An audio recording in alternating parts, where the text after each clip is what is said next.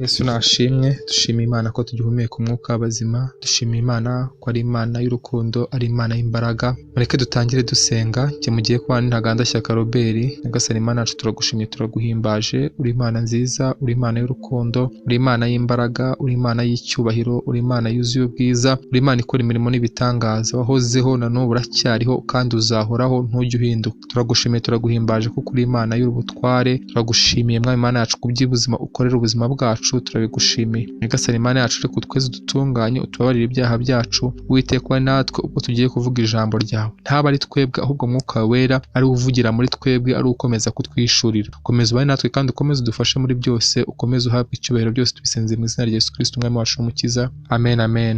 Haleluya. Dushima Imana kubw'uno munsi tuba tugejeje, tugihumeka umwuka w'abazima. Nk'uko natangiye mbivuga, Imana ni Imana y'urukundo, Imana ni Imana y'ubwiza bwinshi. Ujye ureba iby'Imana iba yarakoze mu buzima bwawe, ukaba uteraho ijisho, ugafata umunota umwe ukibuka iby'Imana yakoze. Uko ujya utekereza buri munota uba usanga hari byinshi wacunguje amaraso yawe, ukabahindurira Imana yacu kuba abami n'abatambyi kandi bazima mu isi. Ndareba numva ijwi ry'abamarayika benshi bagose ya ntebe na bya bizima na ba bakuru, umubare wabo wari inzovu, inshuro inzovu n'uduhumbi n'agahumbagiza, bavuga ijwi rirenga bati, umwana w'intama watambwe niwe ukwiriye guhabwa ubutware n'ubutunzi n'ubwenge n'imbaraga no guhimbazwa n'icyubahiro n'ishimwe. Nuko numva ibyaremwe byose byo mu ijuru no mu isi n'ikuzimu no mu nyanja n'ibirimo byose bivuga biti,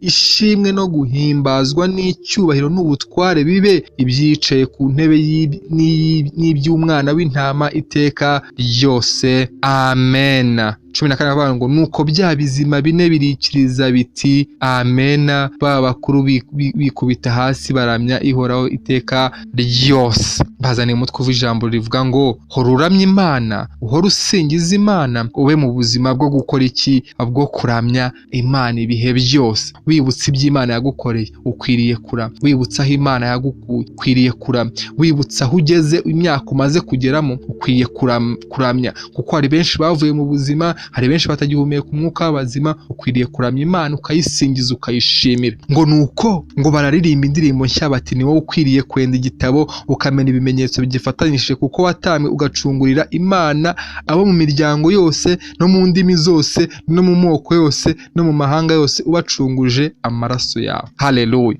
Yesu Kristo yacunguye abo mu ndimi zose, yacunguye abo mu mahanga yose, yacunguye abo mu miryango yose. Ntago yatoranyije, ntago yigeze atoranya. Yacunguye abantu bo mu mahanga yose, bo mu ndimi zose, ururimi rwose uvuga, ibyo byose ukusa kose. Yesu Kristo umenye ko nawe ari mu bo yagucunguye. Ngo yabacunguje iki? Ngo yabacunguje amaraso yiwe. Mu ijuru bahora bamuha icyubahiro kuko yakoze imirimo itarakozwe n'undi. Yesu Kristo mu ijuru bamuha icyubahiro, bakamuha byose. Ngo hano 11 aratubwira ngo ndareba numva ijwi ry'abamarayika n'abagose ya ntebe na bya bizima na ba bakuru, umubare wabo wari inzovu, inshuro inzovu n'iduhumbi n'agahumbagiza, bavuga ijwi rirenga bati, umwana w'intama watambwe niwe ukwiriye guhabwa ubutware. Yesu Kristo witambweho, amaze gutamba yabonye ingororano z'ibyo yakoze, yahawe ubutware. Mu ijuru abantu bose baramuhamije ngo ukwiye ubutware, kuko yari yarabutsindiye, yari yamaze kubutsindira, amaze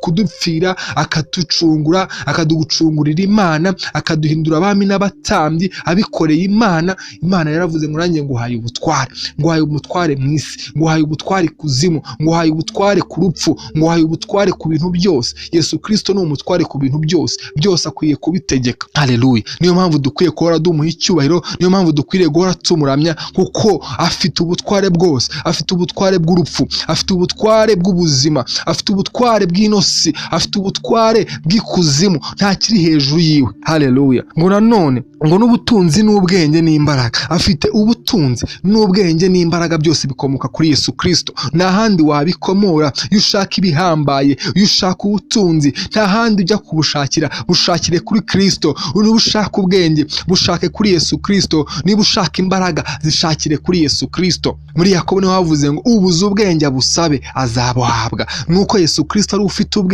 ubwenge butandukanye n'ubw'ino si. Ubwenge bw'ino si ngo imbere y'Imana ni ubupfu, ariko ubwenge bwa Yesu imbere y'Imana ni ubwenge buhambaye. Imbere y'Imana nibwo bwenge bukwiriye, nibwo bwenge nkwifurije. Imbaraga za Kristo nizo mbaraga nzima, nizo mbaraga zikwiriye. Ntuzajye gushakira ahandi imbaraga, ntuzajye gushakira imbaraga ikuzimu, ntuzajye gushakira imbaraga ku badafite imbaraga. Satani nta mbaraga afite. Imbaraga guha ni iz'akanya gato, ibya Satani byose ni iby'akanya gato, ariko Yesu Kristo imbaraga aguha ni iz'ubuziraherezo, ni iz'igihe cyose.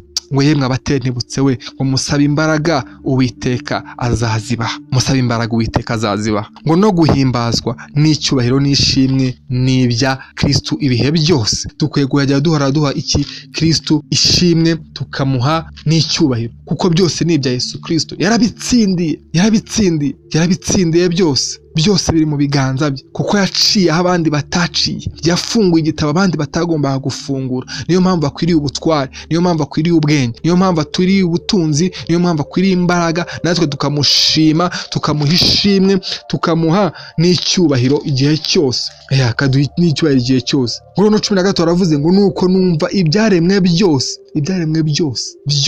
byamuhaye icyubahiro. Ngo nuko numva ibyaremwe byose byo mu ijuru, haba mu ijuru bamuhaye icyubahiro, mu isi tukwiye kumuha icyubahiro. Ngo n'ikuzimu yewe, ngo no mu nyanja n'ibirimo byose bivuga biti ishimwe no guhimbazwa n'icyubahiro n'ubutware bibi byicaye kuri ya ntebe n'umwana w'intama iteka ryose. Haleluya. Ngo numva ibyaremwe byose byahaye icyubahiro, byahaye ishimwe no guhimbazwa. Ngo nuko numva ibyaremwe byose byo mu ijuru no mu isi n'ikuzimu no mu nyanja n'ibirimo byose bivuga biti ngo ishimwe no guhimbazwa n'icyubahiro n'ubutware bibi byicaye ku ntebe n'iby'umwana w'intama iteka ryose.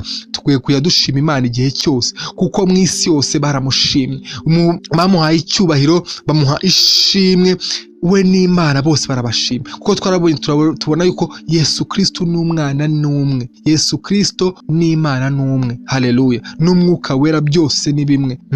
Ngo nuko haba ibiri mu isi byaramushimye, ibiri mu ijuru byaramushimye, yewe n'ikuzimu byaramushimye, ndetse no mu nyanja n'ibirimo byose byamuhaye icyubahiro. Niyo mpamvu natwe dukwiye kujya tumuha icyubahiro. Ngiye gusoreza ku ijambo riri hano, mwumve ngo ukuntu mu ijuru iyo abantu iyo ibizima birebye ku Mana, ngo iyo turebye hano kuri 4, impamvu tuwe dukwiye kuwa Imana icyubahiro ubuzima bwacu bwose. No mu ijuru bahora bamuha icyubahiro, mu ijuru bahora bikubita hasi bavuga ati ngo urera, kuko iyo barebye ku bwiza bw'Imana ngo bakubita amakamba yabo hasi bakaramya Imana. Reka turebe mu Byahishuwe 4 duhereye ku murongo wa 9, kumva ukuntu havuga. Umurongo wa 9, Ibyahishuwe 4 umurongo wa 9 aravuga ngo iyo ibyo bizima bihaye iyicaye kuri ya ntebe ihoraho iteka ryose icyubahiro no guhimbazwa n'ishimwe, bakuru 24 bikubita imbere yicaye kuri ya ntebe bakaramya ihoraho iteka ryose, bakajugunya amakamba yabo imbere y'intebe bavuga bati mwami wacu, Mana yacu, ukwiye guhabwa icyubahiro no guhimbazwa n'ubutware, kuko ari wowe waremye byose,